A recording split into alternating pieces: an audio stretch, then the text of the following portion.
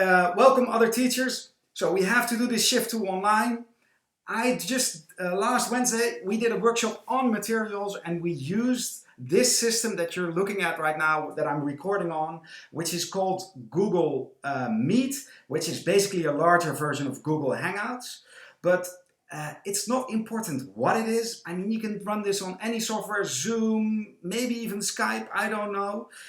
I want to talk more about the rules and the way it works. So let me start by sharing my screen, saying you a bit what we did. Oh, and look, Esson is here, and if Cella would chat a bit, she's also here, so you can see her in the screen.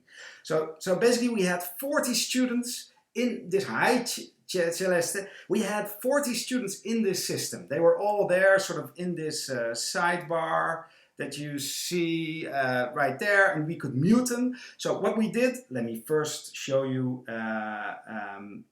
a window. I can share a window, and that is this one, share. And so what we did is we invited people to a link. And this is the exact same link that Celle and Essan also navigated to. We gave them that link, and then we gave them, and that link was persistent. So this means they could leave, they could come back again, and it stayed there all the time.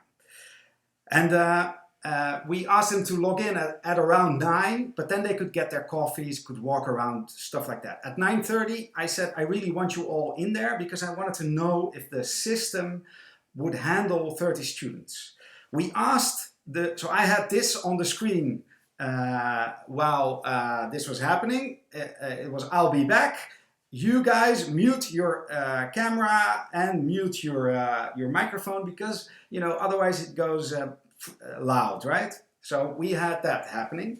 And then I had some words about what we would be doing. Actually, what would happen is that I would start talking about the bookcase that is behind me. So that is, but that is not part of the, oh yeah, by the way, this just works in the browser. So I was talking about the books in my bookcase. Let me go back to myself again. So I would ask the students, do you have a question? Do you want to know something about a book? You know, stuff like that. But that is not part of the course because at 10 o'clock, our host, Erik Tempelman, came in, and I'm going to go back to the screen right now. And then he would start his presentation. And he started the presentation, you know, on a system like this. And he started sort of talking. The great thing is he really motivated both me and hopefully you as well by saying the TU Delft has gone through many crises, many things like famines, world wars, the Spanish flu, and it always persisted. So maybe it looks dire right now, but you know, we'll get through this.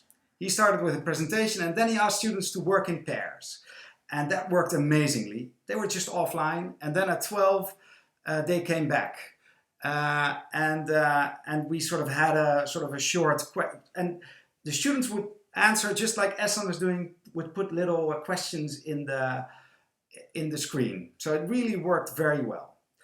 At the end, we also had an assignment there. We used Brightspace for all the real stuff. So for all the deadlines and all the materials, because, you know, let me go back to this.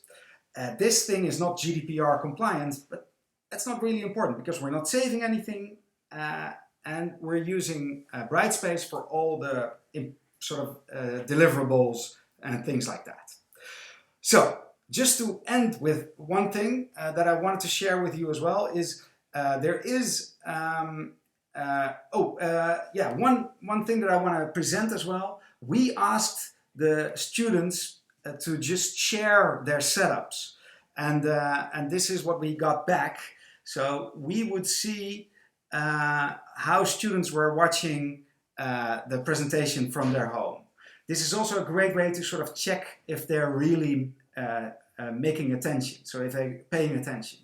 And this one is, of course, so things like this really show, you know, you see a student watching Erik Tempelman doing a presentation, using software, and then using the software themselves. So this is like a perfect learner. I wanted to end with one sort of tip that I have, and that's this guy, Scott Galloway. I hope you can hear him, but he is very experienced in, this is part of a podcast where he talks about doing online courses, and he says, you need to absolutely over-animate. You need to pretend you're reading a kid, your 8-year-old, a bedtime story, and that level of animation needs to happen to your teacher because I need to do that on our YouTube channel. Hi, people! I'm over-animating. Right, Kara, because so that is it. You need to be over-animating. It's really hard because you're at home. You mellow out easily, but you have to use your hand. You have to be there and be present. And at any time, the students are allowed to chat, but they're also allowed to open their microphone and say something. That is basically all I wanted to share with you. Did I miss anything, audience? We're good, right? I'm gonna unmute all of you. I can't unmute all of you, but I'm gonna hopefully this has been a good recording.